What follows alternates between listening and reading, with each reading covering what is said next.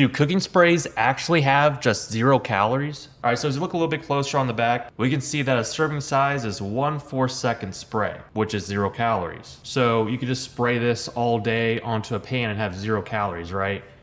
Well, actually, that's not the case. The FDA allows food manufacturers to label a product as 0 calories if a single serving contains less than 5 calories. So cooking spray companies take advantage of this by setting an extremely small serving size, typically a 1/4 second spray, to fall under that limit. So in reality, this 1/4 second spray is probably about 2 to 3 calories. Cooking spray is actually a much better alternative to just regular oil in a bottle like this if you're looking to cut fat. 1 tablespoon is 120 calories. But you could say, well, you could just measure this out and do less than a tablespoon, right? So obviously, yeah, that's true, but 4 seconds is long enough to cover the entire pan, and you won't have to spend the time measuring out the regular avocado oil. So all calories count in a calorie deficit. If you're looking to cut calories, I definitely recommend using cooking spray. This one specifically by Chosen Foods only has 1 ingredient, avocado oil.